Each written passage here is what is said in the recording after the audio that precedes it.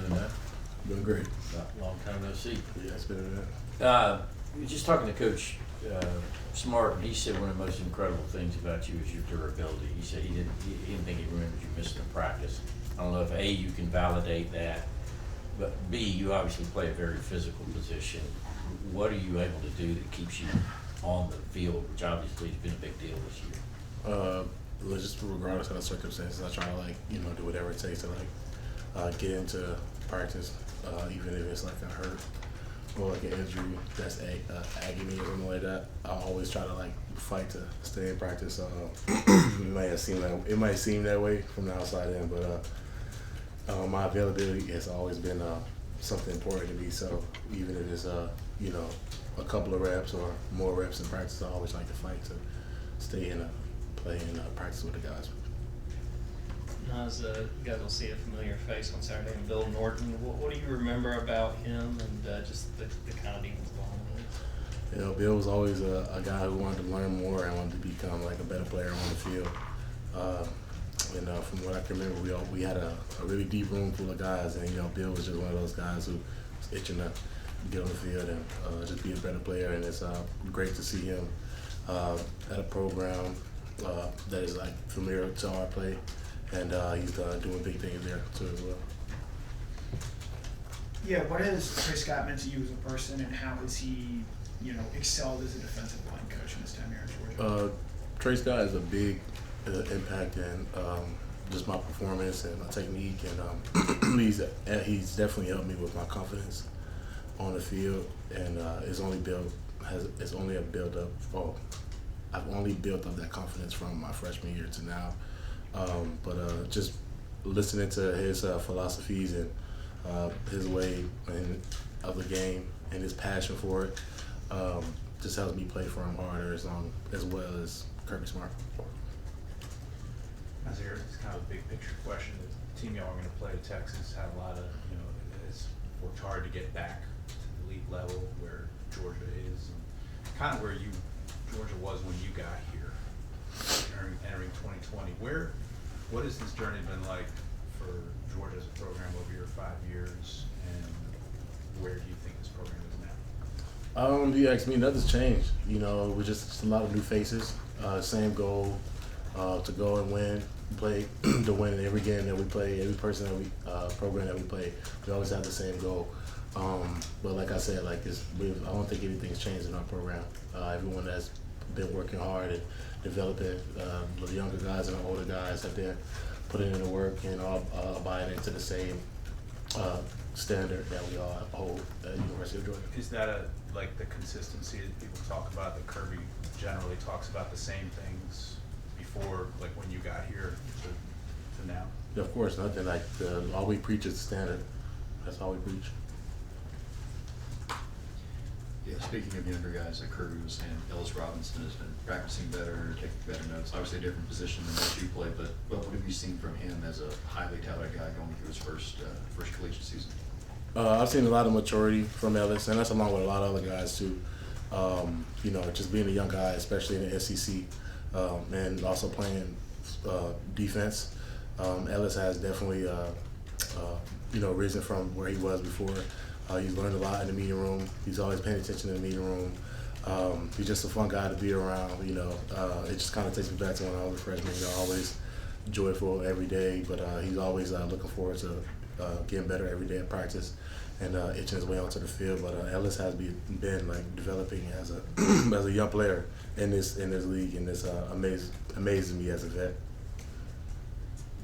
Naz, what stood out to you about Texas's running game and just the group of backs that they have there?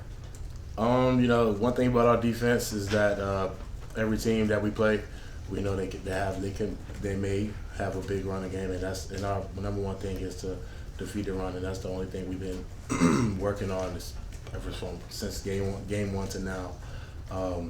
Just defeat the run is our primary, and it's always a big challenge for us, and we always welcome challenges, and we're just gonna go out there and we're gonna handle business. Now, as you guys are underdogs for the first time since the 21 season opener against Clemson, is that something that the players have used as motivation this week? We really don't focus too much on underdogs. I'm not sure And I think I speak for all of us. We don't really pay attention to the underdog mindset. Like, if we're playing any team, it doesn't matter if it's UAB, it doesn't matter if we're playing UMass. We're all going to go into the game with the same goal, and that's to win and dominate. You guys have been to Alabama and saw what that environment was like. You've been to Kentucky, which is a tough place. How much does it help having played those games as far as just getting yourself mentally ready and knowing what you're going to have to kind of fight through to be successful in this ball game just because of the atmosphere is going to be there?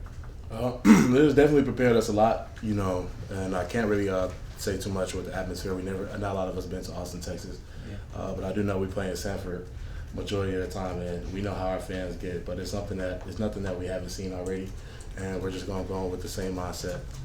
It's just to win a game, regardless of the circumstances. As you guys in the D-line room have been pretty beat up, but have been able to play well to this point, what has been the key to where there's been a lot of different guys kind of in and out of the lineup, but the defensive line continues to make plays? It's always been a next man up mentality, and Trey Scott always preaches availability, and any guy that is in that defensive line room and is practicing, he's going to work his butt off to make sure they know their technique in and out, because his goal is to use everyone in that room. It's unfortunate that we have a couple of guys that's down, but that doesn't really faze us too much because we know that our technique is always going to help us on the field.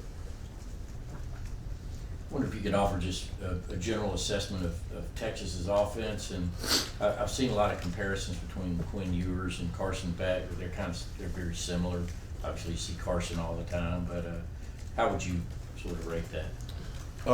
Not too sure on that, but I know that Carson is a hardworking guy, and I don't like to get into comparing at all. I'm sure they're both two great quarterbacks. I believe they're both two great quarterbacks, but like Carson has been working very hard, and from what I've seen him from, especially coming in at the same time as him playing behind Stetson Bennett. But like I said, I don't really get into comparing the two. But all I know is that Carson's gonna go out there and help us win games.